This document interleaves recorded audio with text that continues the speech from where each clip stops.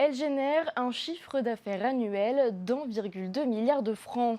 L'industrie cinématographique a une place grandissante dans l'économie locale. Quelles sont les perspectives et quelles sont les attentes des acteurs des professionnels de ce secteur? Élément de réponse dans le dossier de la rédaction. Il est signé Nicolas Pérez. En plus d'un demi-siècle, la Polynésie est devenue, par son histoire ou ses paysages, une terre de cinéma.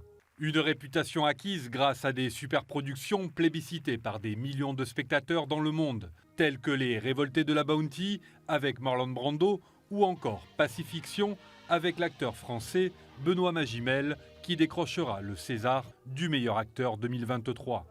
Une industrie mature qui pèse dans l'économie locale en se hissant à la 3e place des filières à l'export avec des retombées estimées à plus de 1 milliard de francs. Un secteur en constante progression qui se répartit sur 2 marchés.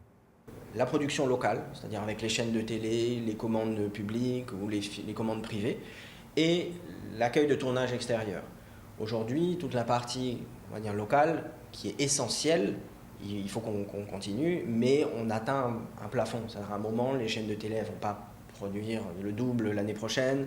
La commande publique, c'est pareil. Donc à un moment, c'est pour ça on dit que c'est important d'attirer ces tournages qui viennent de l'extérieur, parce qu'on a besoin justement de cet argent qui vient de l'extérieur, des productions américaines, des plateformes, des HBO, des Netflix ou tout ça.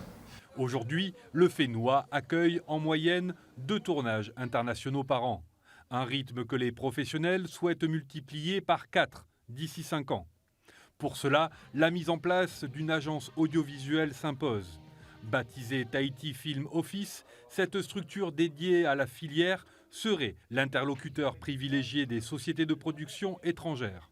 Mais pour la rendre performante, le pays devra réfléchir à des incitations fiscales. Ce producteur qui sillonne les salons internationaux dédiés depuis près de 10 ans est formel.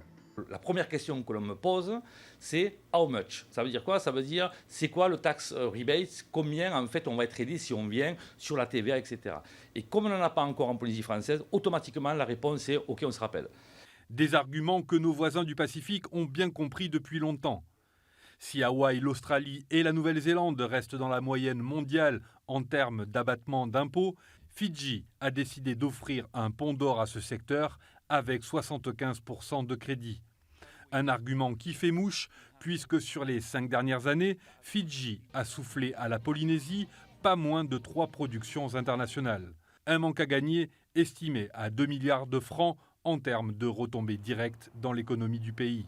Conscient de l'avenir cinématographique de la Polynésie, le président Moetai Brotherson souhaite d'ici la fin de l'année organiser des assises de l'audiovisuel. Un temps pour écouter et stimuler le 7e art polynésien. Je pense que la Polynésie est une terre de cinéma au pluriel parce qu'on a une telle diversité de paysages, une telle diversité historique, culturelle qu'on a autant de films que d'îles quasiment à faire. Il s'agit de montrer la créativité de notre jeunesse. Il y a énormément de jeunes ici qui ont du talent, qui ont des histoires à raconter et à montrer. Et c'est ça qu'on veut faire émerger également, en plus d'attirer donc des productions, si possible des super productions en Polynésie. Donc Jason Momoa, si tu m'entends. Secteur d'avenir, l'audiovisuel polynésien est aussi créateur d'emplois. Actuellement, la filière compte plus de 200 professionnels. Un vivier qu'elle souhaite doubler à l'horizon 2028.